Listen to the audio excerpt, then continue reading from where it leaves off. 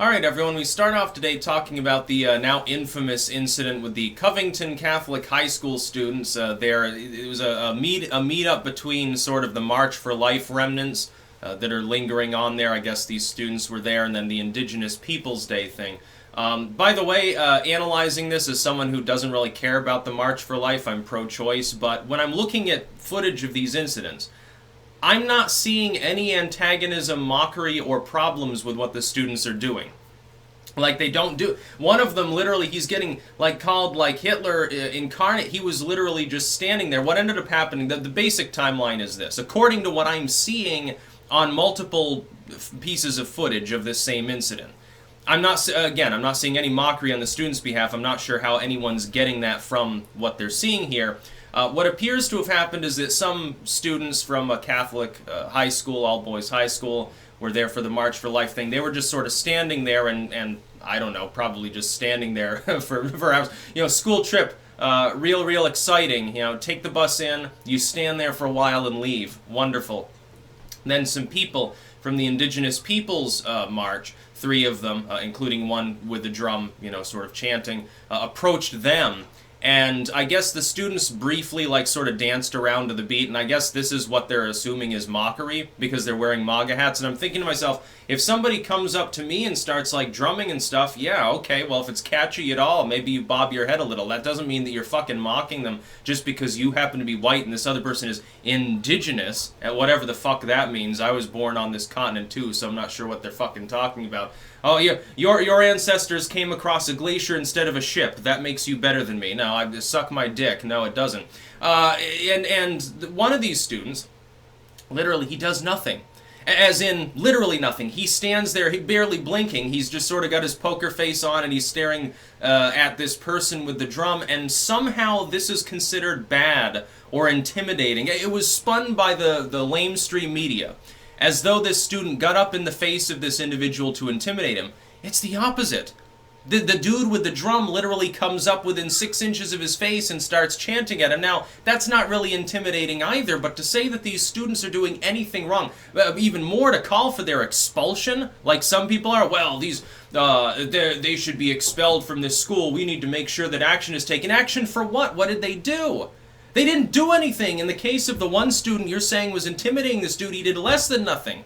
All he did was stand there, and what was he supposed to do? Let me ask you this. Like, you're white or whatever, white male, so obviously wrong. You stand there, somebody comes up within 6 inches of you and starts beating a drum in your face. What are you supposed to do? Are you supposed to take your pants off and invite them inside, so to speak, like some of these people probably would want to do? What are you supposed to turn around and walk away? Are you supposed to run screaming and say, oh my god, I apologize for my heritage or something? Because it happens to be the Indigenous Peoples Day March. They were part of that movement. They were part of a separate activistic thing going on at the same time. Again, I'm pro-choice, so I mean, I don't really care about the March for Life sort of bullshit, but I mean at the same time I don't care about Indigenous Peoples Day because it's a farce. It's a bunch of bullshit. To say that these students did anything wrong, that's so dumb. What they did wrong, they wore their MAGA hats in a threatening manner. They stood there in a threatening manner. They just looked threatening. You know why? What it's really about? They were white and male. That's why it's assumed that they were the ones at fault for a non-confrontation. In fact, and there's only one piece there. One piece of footage shows this. Gab tweeted this out. The only thing I can tell that was said during the entire ordeal, the entire event, that was antagonistic or bigoted in nature was said by one of the Native American individuals saying, you basically go back to Europe, this is not your land, which is a quote.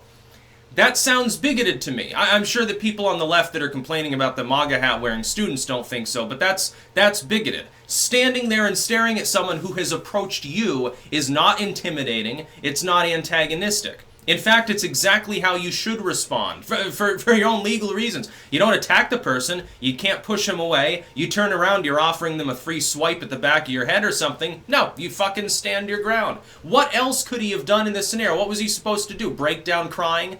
Crying tears of shame or something like that? No, I stand with these students completely. Until someone can show me a piece of footage that shows any of them actually attempting to be antagonistic or mocking anyone, I don't give a care. And I really don't care anyway. Let's say a couple of these students said, ah, ha, ha, build the wall.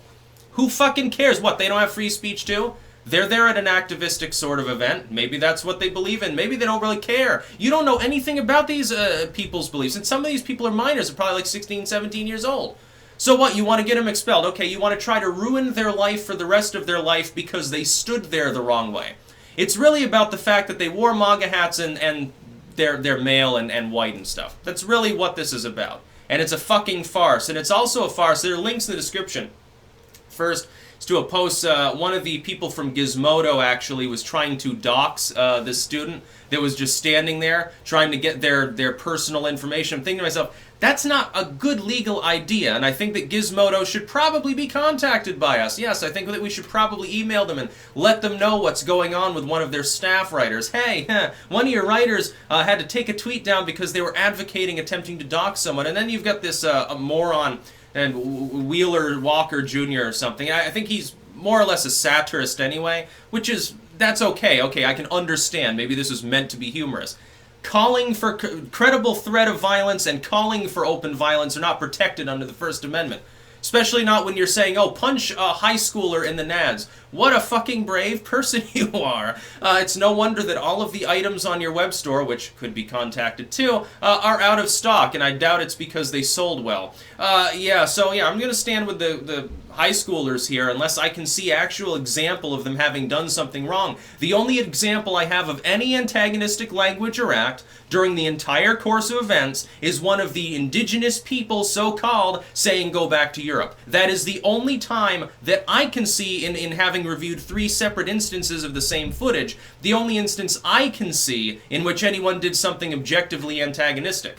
Dancing around to a drum beat for 10 seconds is not a form of violence. It's not bigoted. It's not antagonistic. The fact that the media immediately jumped down their throats and started posting their fake viral tabloid sputum bullshit with regards to this story is probably the worst example of sensationalist hackery that I've seen in the legacy media in years. This beats out BuzzFeed by far. This is a group of high schoolers that simply stood there. And these people need to be held to account at some point. I suggest that these students and their families, if any disciplinary action is issued, should probably lawyer up. And they should probably consider contacting Gizmodo's legal team too to find out what the fuck is happening. They should absolutely do that. These people need to be... If you want to call yourself a journalist, have some degree of standards. Actually review the footage before you rush out a story about the evil Nazi kids that tried to beat down the celebrated Native American veteran. That never happened! It's literally fake! No wonder people don't fucking trust you, and then you want to blame people like me and say that we're a problem or something. No, you've been the problem for decades and decades. You lie constantly. It's sensationalist tabloid BS. That's about all. Peace out.